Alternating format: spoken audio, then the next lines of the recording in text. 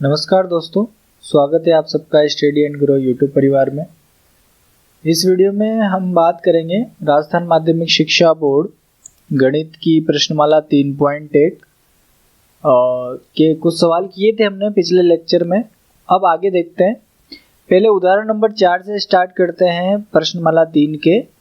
कि उदाहरण नंबर 4 है, एक द्विघात बहुपद ज्ञात कीजिए जिसके शून्यकों का योग और गुणनफल 1/4 और -1 हो। तो शून्यकों का योग और गुणनफल दे रखा है। तो शून्यकों का योग क्या होता है, हम शून्य क्या मान के चलते हैं, इसका हल देखें तो हम किसी भी द्विघात समीकरण के जो शून्यक होते हैं उनको मान के चलते हैं अल्फा बीटा। ठीक है, तो और वो कौन सी द्विघात समीकरण होती है, तो पहले तो हम द्विघात समीकरण या द्विघात बहुपद को मानेंगे। माना द्विघात बहुपद ax² plus bx plus c के दो क्या है, शून्य के, एक अल्फा है दूसरा बीटा। जो पुराने सवाल जो हमने किए थे प्रश्नमाला 3.1 के पिछले लेक्चर में, उसमें हमें क्या होता था, द्विघात समीकरण दे रखी होती थी और उनसे हम शून्यक निकालते थे। ये शून्यक निकालते थे। यहाँ पे हमें शून्यकों का योग और गुणनफल दे रखा है, उससे अपन को द्विघात बहुपद निकालना है। मतलब उल्टा है, अल्फा बीटा का जो रिलेशन है वो दे रखा है और हमको द्विघात बहुपद को निकालना है।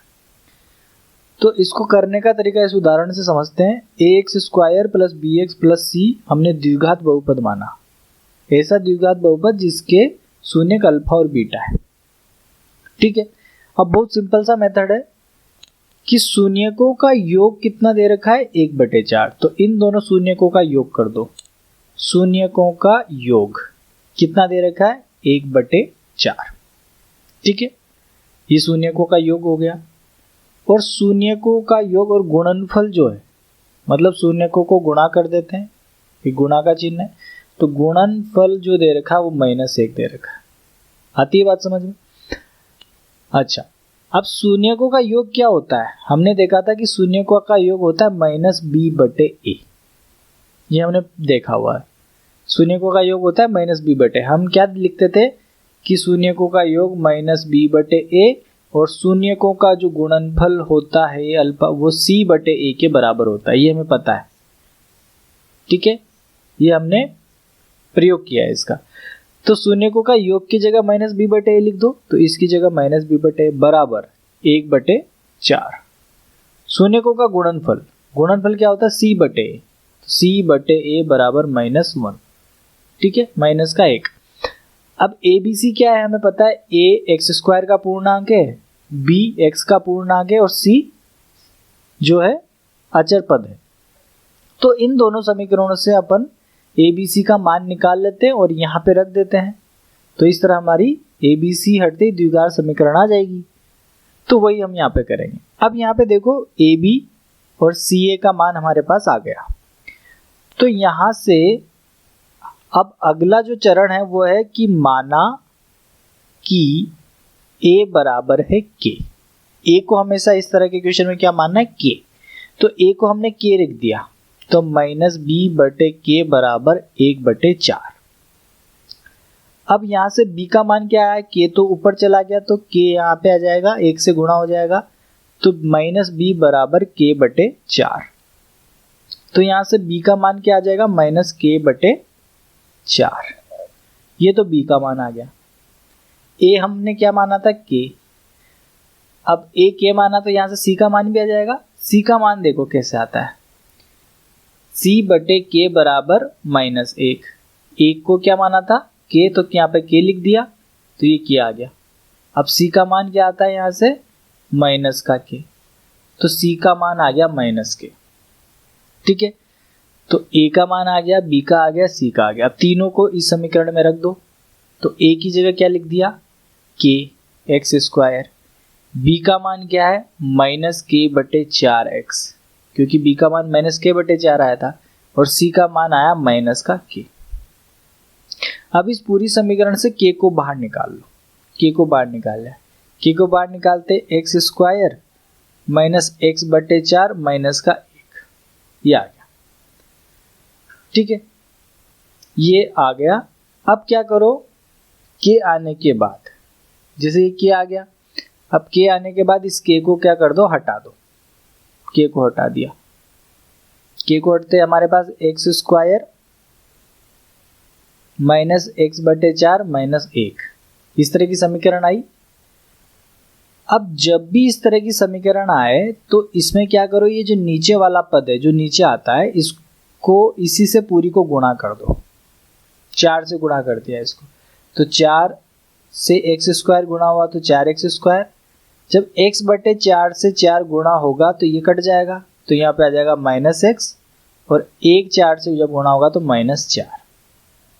ठीक है, तो ये जो समीकरण है ये हमारा है उत्तर, जो उत्तर है वो ये है हमारा। तो एक द्विघात बहुपद ज्ञात कीजिए, तो वो द्विघात बहुपद यही है। ठीक है, तो यहां तक हमने सॉल्यूशन तो कर लिया, पर इसको एक बार फिर से समझते हैं। इस तरह के प्रश्न में जब भी शून्यकों का योग और गुणनफल दे रखा हो तो क्या करेंगे कि हम एक द्विघात बहुपद मानेंगे ax square plus bx plus c। ठीक है, द्विघात बहुपद, सबसे पहले द्विघात बहुपद मानेंगे। ठीक है, द्विघात बहुपद मानने के बाद अब हमें शून्यकों का योग 1/4 दे रखा है, तो शून्यकों का योग 1/4 कर देंगे। शून्यकों का गुणनफल -1 दे रखा है तो -1 के बराबर कर दिया। शून्यकों का योग क्या होता है, -b/a होता है, तो उसको इससे लिख दिया। शून्यकों का गुणनफल c/a होता है, तो c/a से लिख दिया। अब a को क्या मान लिया, k, तो a को k मान लिया, तो जहाँ जहाँ a है वहाँ k लिख दिया, तो ये k लिखा, तो यहाँ से k की टर्म में b की वैल्यू निकाल ली। b की वैल्यू कैसे आएगी, k इधर गया, 1 से गुणा हुआ, तो यहाँ पे k आ गया। b का मान निकालना है तो माइनस इधर आ जाएगा, तो -k/4, तो a k है, b k/4 आ गया। इसी तरह यहाँ से a का मान k रख के c का मान भी आ जाएगा। a b c तीनों का मान a b c की जगह रख दो इस समीकरण में। अब k को हमें हटाना है, तो k को बाहर निकाल के हटा दो। k को बाहर निकाला और हटा दिया। अब ये नीचे क्या है, 4 है, तो जब भी कोई द्विघात समीकरण होती है वो ax square plus bx plus c इस तरह की होती है। इसके बटे में तो कुछ भी नहीं होता, तो बटे में कुछ नहीं होता, इसलिए जो भी बटे में हो उससे पूरी को गुणा कर दो। तो पूरी को गुणा कर दिया। ठीक है, तो एक्स स्क्वायर 4 से गुणा हुआ तो 4x स्क्वायर, ये -x/4 4 से गुणा होगा तो 4 से 4 कट जाएगा, तो -x, और 1 जब -4 से गुणा हुआ तो -4। तो इस तरह से ये हमारा उत्तर आ जाएगा। ठीक है, तो ये चीज है समझने की। अब देखते हैं प्रश्नमाला के सवाल। प्रश्नमाला में जो सवाल है वो देखो, प्रश्नमाला 3.1, प्रश्नमाला 3.1 का जो दूसरा प्रश्न है उसमें सभी क्या है, शून्यकों का योग और गुणनफल दे रखा है, तो हमें उससे द्विघात बहुपद निकालना है। तो ये पहला वाला तो शून्यकों का योग है और दूसरा गुणनफल है, उसी तरह ये शून्यकों का योग, ये गुणनफल, तो इन सब के लिए हमें द्विघात बहुपद निकालना है। तो इसमें से जो भी महत्वपूर्ण प्रश्न है वो मैं बता देता हूं, बाकी आप खुद से करने की कोशिश करना। तो अब इसको देखो, यहाँ पे शून्यकों का योग और गुणनफल हमको दे रखा है, तो हमें द्विघात बहुपद निकालना है। तो सबसे पहले हल में क्या लिखेंगे, हल में लिखेंगे कि माना कि द्विघात बहुपद क्या है, ax square plus bx plus c है। ठीक है, जिसके शून्यक अल्फा व बीटा है, क्योंकि इसके दो शून्यक होते हैं, अल्फा बीटा। अब शून्यकों का योग हमको कितना दे रखा है, √2। शून्यकों का योग दे रखा है √2, और शून्यकों का जो गुणनफल है, वो हमें दे रखा है कितना, 1/3। तो शून्यकों का योग, शून्य क्या है, अल्फा और बीटा, इनका योग दे रखा है तो इनका योग कर दो अल्फा प्लस बीटा, ये दे रखा है √2। और शून्यकों का गुणनफल अल्फा गुणा बीटा, ये दे रखा है 1/3। यहाँ तक सब बच्चे कर लेंगे। अब अल्फा प्लस बीटा क्या होता है, -b/a। हमने देखा है पिछली लेक्चर में कि अल्फा प्लस बीटा -b/a के बराबर होता है। b और a क्या है, x का गुणांक तो b है और x² का गुणांक a है। और जो अल्फा और बीटा का जो गुणनफल होता है वो c/a के बराबर होता है। तो इन योग को -b/a से लिख दिया और यहाँ पे इसको c/a से लिख दिया। ठीक है, अब a को क्या मानते हैं, k, तो माना कि a बराबर k, तो a को k मान लिया, तो a की जगह क्या लिख दिया, k, तो -b/k बराबर √2। तो यहाँ से b का मान क्या आ जाएगा, k इधर आके गुणा हो जाएगा √2 से, तो b का मान आ जाएगा -√2k, ये आ जाएगा b का मान। k इधर आके √2 से गुणा हुआ तो √2k और माइनस का चिन्ह है तो माइनस इधर आ जाएगा। इसी तरह से यहाँ पे a को k लिखेंगे तो c/k बराबर 1/3, क्योंकि a को हमने k माना है तो a की जगह k लिख दिया, तो k इधर जाके गुणा हुआ तो c बराबर k/3। तो a भी है, b भी आ गया और c भी आ गया, तीनों हमारे पास आ गए। तो इस समीकरण में a b c की जगह ये संख्याएं लिख दो। तो ax² plus bx plus c में मान रखेंगे, तो a की जगह मान रखा तो k रखा, b की जगह लिखेंगे माइनस का √2kx प्लस c की जगह k/3। k को बाहर निकाल लो, तो k बाहर निकाला तो क्या बचा, x² माइनस √2x, क्योंकि k तो बाहर चला गया, प्लस 1/3। तो जो हमारी समीकरण है वो क्या है, x² माइनस √2x प्लस 1/3। अब हर में कुछ भी नहीं रखना है, तो इस पूरी को हम क्या करेंगे, 3 से गुणा कर देंगे। 3 से गुणा कर दो या फिर 1/3 को बाहर ले लो, एक ही बात है। कुछ अध्यापक यूँ बोलेंगे कि 1/3 को बाहर ले लो, या यहाँ पर ही k/3 को बाहर ले लेंगे, 1/3 गुणा k। तो हमको क्या समझना है, इतना कंफ्यूज नहीं होना, k को पहले बार लिया, जो समीकरण आई उसमें नीचे कुछ है तो उसको हटाना है, तो उसको हटाना है तो इसको 3 से गुणा करेंगे। 3 से गुणा किया तो क्या आया, 3x² माइनस 3√2x प्लस 1, ये हमारा हो जाएगा उत्तर, जो द्विघात समीकरण प्रश्न में पूछी गई है। क्या समझ में आया, 3 को x² से गुणा किया तो 3x², 3 और √2 गुणा होंगे तो 3√2, और 1/3 को 3 से गुणा करेंगे तो 3 से 3 कट जाएगा तो 1 आ जाएगा। ठीक है, आ गया समझ में। तो ये दूसरा प्रश्न था, पहला प्रश्न आप खुद से करना क्योंकि वो बहुत ही आसान है। अगले प्रश्न पे चलते हैं। अगला प्रश्न देखो, वापस क्या करेंगे, वही द्विघात समीकरण मानेंगे। माना द्विघात समीकरण या द्विघात बहुपद जो है ax² plus bx plus c है, जिसके शून्यक अल्फा वो बीटा है। तो शून्यकों का योग कितना दे रखा है, शून्यकों का योग दे रखा है -1/4, और शून्यकों का जो गुणनफल दे रखा है वो दे रखा है 1/4। शून्यकों का योग क्या होता है, -b/a बराबर -1/4, और शून्यकों का गुणनफल क्या होता है, c/a क्या दे रखा है, 1/4। अब यहाँ से माना कि a बराबर k है, तो जहाँ a है वहाँ k लिख दो, तो -b/k बराबर -1/4, माइनस दोनों तरफ है कट जाएगा, k इधर चला गया तो b का मान आ गया k/4। इसी तरह यहाँ पे a की जगह k लिख दिया तो c/k बराबर 1/4, ये इधर जाके गुणा हुआ तो c का मान आ गया k/4। a बी और सी तीनों का मान हमारे पास है, तो ए बी सी की जगह मान लिख दो। तो a x square plus b x plus c, इसमें ए की जगह लिख दिया के एक्स स्क्वायर, बी का मान क्या आया था के बटे 4, तो यहाँ लिख दो के बटे 4 प्लस सी का मान क्या आया था के बटे 4, तो ये आ गया।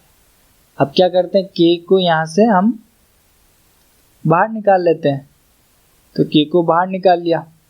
के को बाहर निकालते क्या आता है, देखो के बाहर आ गया तो एक्स स्क्वायर प्लस एक्स बटे 4 प्लस 1 बटे 4, के यहाँ से बाहर आ गया, यहाँ से भी के बाहर आ गया और यहाँ से भी के बाहर आ गया। तो हमारी जो समीकरण आई वो क्या आई, एक्स स्क्वायर प्लस एक्स बटे 4 प्लस 1 बटे 4। अब मैंने क्या कहा था कि हर में कुछ भी नहीं रखना है, तो इसको 4 से क्या कर दो, गुणा कर दो। हर को हटाने के लिए ही हम 4 से गुणा कर रहे हैं, तो ये 4x स्क्वायर प्लस ये 4 4 दोनों कट जाएगा इससे, तो x प्लस 1, ये हमारा आ जाएगा उत्तर। ये मैं डायरेक्ट लिख देता हूँ, ये आपको समझ में तो आता है ना। कैसे समझ में आता है, इसको एक एक भी कर सकते हैं। कैसे कर सकते हैं देखना, मैं इसके बाद बताता हूँ। 4 को तीनों से गुणा कर दिया, तो 4x स्क्वायर प्लस 4 गुणा x बटे 4 प्लस 4 गुणा 1 बटे 4, इन तीनों से मैंने 4 को गुणा कर दिया, तो ये 4 तो कट गया, तो 4x square plus x plus 1, यही हमारा उत्तर था। ठीक है, तो बाकी सब तो नॉर्मल गणित है, जो सामान्य गणित है वो जिसको भी आती है वो आराम से इसको कर सकते हैं। अगले प्रश्न पे चलते हैं। इस प्रश्न को आप वीडियो पॉज करके देख लेना, और अगर नहीं समझ में आता है तो आप मुझे कमेंट सेक्शन में लिख सकते हैं। अगला देखो सवाल, यहाँ पे देखो वही माना कि द्विघात समीकरण, माना कि द्विघात बहुपद, क्या है द्विघात बहुपद, माना x square plus b x plus c, इस तरह का मानते हैं, जिसके दो शून्य के, एक तो अल्फा दूसरा बीटा। शून्यकों का योग कितना दे रखा है, 0, शून्यकों का गुणनफल दे रखा है रूट का 5, तो शून्यकों का योग बराबर 0 और शून्यकों का गुणनफल रूट का 5। ठीक है, तो alpha plus beta minus b बटे ए बराबर 0 और शून्यकों का गुणनफल सी बटे ए बराबर रूट का 5। अब माना कि ए का मान क्या है, के है। ए को के इसलिए मानते हैं क्योंकि ए कोई भी वास्तविक संख्या हो सकती है, इसलिए उसको मान लिया जाता है। तो ए की जगह के लिख दिया, माइनस ए माइनस बी बटे के बराबर 0, और यहाँ पर भी ए की जगह के लिख दिया, तो सी बटे के बराबर रूट का 5। अब यहाँ से बी का मान निकालेंगे तो के इधर 0 से गुणा होगा आके, तो 0 हो जाएगा, तो बी बराबर तो आ जाएगा 0। अब कुछ बच्चे कहेंगे यहाँ माइनस था तो 0 के आगे माइनस लगाओ, 0 के आगे माइनस या प्लस लगाओ, बात बराबर होती है, तो बी बराबर 0। और यहाँ से सी का मान क्या आ गया, रूट का 5 के, तो ए का मान आ गया, बी का आ गया, सी का आ गया। अब तीनों को इस बहुपद में जो माना था उसमें रख दो, a x square plus b x plus c, इसकी जगह रख देते हैं। ए की जगह तो रख दिया के एक्स स्क्वायर, बी की जगह क्या रख दिया 0 एक्स, क्योंकि यहाँ पे 0 आया था बी का मान, और सी की जगह रख दिया रूट 5 के। ठीक है, ये तो 0 हो जाएगा, 0 गुणा एक्स, 0 से कुछ भी गुणा होता है तो 0, तो क्या बची समीकरण, ए के एक्स स्क्वायर प्लस रूट 5 के। यहाँ से के दोनों जगह है तो के को तो हम बाहर निकाल लेते हैं, तो एक्स स्क्वायर प्लस रूट 5, तो जो हमारा उत्तर हुआ वो हुआ एक्स स्क्वायर प्लस रूट का 5। इसके नीचे कुछ भी हर में नहीं है तो इसको हम गुणा नहीं करेंगे, तो यही हमारा उत्तर हो जाएगा। तो अब इस समीकरण को ध्यान से देखो, इसमें एक्स स्क्वायर का गुणांक है, अचर पद है, पर एक्स का गुणांक नहीं है। क्योंकि x वाली संख्या इसमें नहीं है, तो इससे पता चलता है कि x का गुणांक क्या रहा होगा, 0 रहा होगा, क्योंकि इसमें x वाला कोई पद नहीं है। x वाला पद क्यों नहीं है, क्योंकि b का मान 0 था, तो इस x को भी इसने क्या कर दिया, 0 कर दिया। आती है बात समझ में? तो इस तरह से इन प्रश्नों को हम हल कर सकते हैं। कुछ ज़्यादा मुश्किल नहीं है, एक दो बार प्रैक्टिस करोगे तो ये होने लगेंगे। अब प्रश्नमाला का जो अंतिम प्रश्न है, प्रश्नमाला 3.1 का, उसको देखो कि यदि द्विघात बहुपद fx बराबर x square minus 8x plus के शून्यकों के वर्गों का योग 40 है तो k का मान ज्ञात करना है। मतलब एक द्विघात बहुपद दे रखा है। क्या दे रखा है द्विघात बहुपद? x square minus 8x plus के, इसके शून्य के वर्गों का योग 40 दे रखा है। तो हमने माना कि इसके शून्यक अल्फा व बीटा हैं। ठीक है, तो इन शून्यकों के वर्गों का योग दे रखा है, तो शून्यकों का वर्ग कर लेते हैं। तो अल्फा का वर्ग प्लस बीटा का वर्ग, अब इनके वर्गों का योग, इनके वर्गों का हमने योग कर दिया। इसका मान दे रखा 40। ये एक समीकरण होगी हमारे पास। ये हमने कैसे लिखा? प्रश्न के आधार पर, प्रश्न में कहे अनुसार कि शून्यकों के वर्गों, तो शून्यकों का वर्ग कर दिया, वर्ग क्या होता है? घात 2 का योग, योग का चिन्ह लगा दिया, ये है 40, तो 40 के बराबर कर दिया। तो k का मान हमें ज्ञात करना है, जो हमारी द्विघात बहुपद में k है, इसका मान हमको निकालना है। इतनी सी हमें इसने इंफॉर्मेशन दे रखी है। अब बाकी की इंफॉर्मेशन अपन इसको देख के निकाल सकते हैं। कैसे निकाल सकते हैं?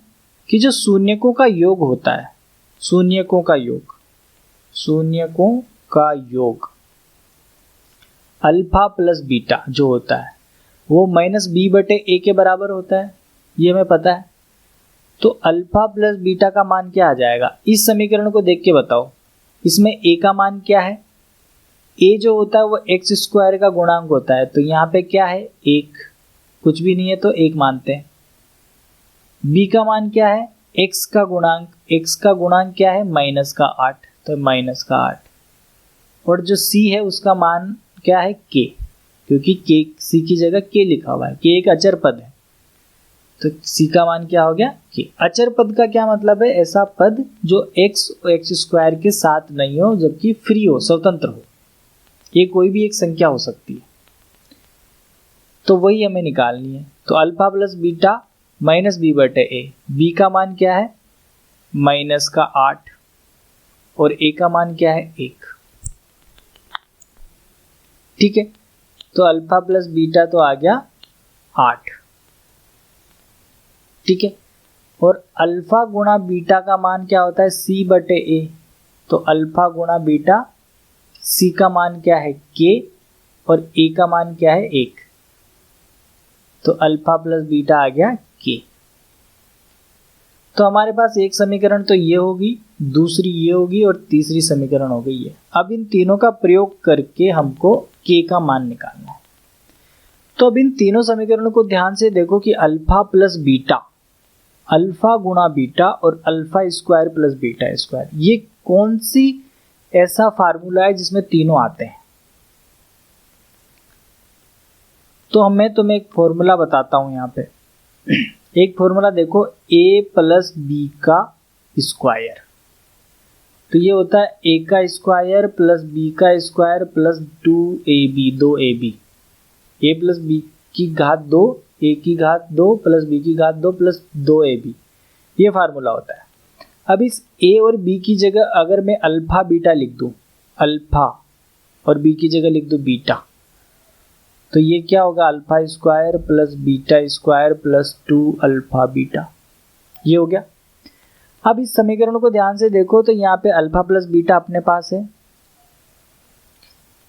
अल्फा गुणा बीटा 2ab, अल्फा गुणा बीटा ये भी हमारे पास है, और alpha square plus beta square भी हमारे पास है। तो इस फार्मूले की मदद से हम k का मान निकाल सकते हैं। देखो कैसे आएगा k का मान, अल्फा प्लस बीटा की जगह रख दिया मैंने 8, तो ये 8 रख दिया, 8 की घात 2। Alpha square plus beta square का मान दे रखा है 40, तो यहाँ पे लिख दिया 40 प्लस 2 अल्फा गुणा बीटा, अल्फा गुणा बीटा का मान क्या है k, तो यहाँ पे लिख दिया k।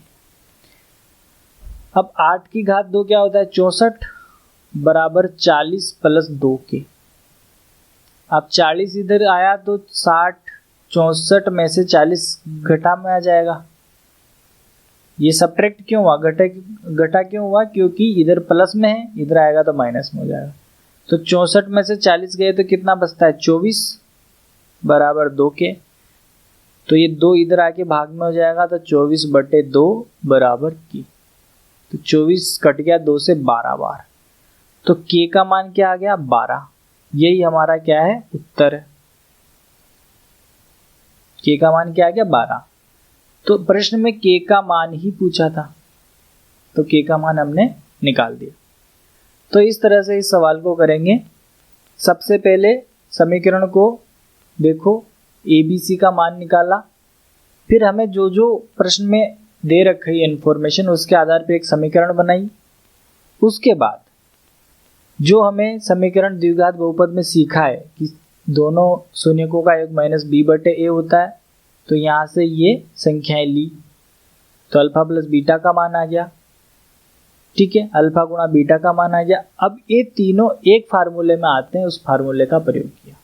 तो ये फार्मूला हमको याद रखना है, इसको रट लेना है, इसको याद कर लेना, ठीक है।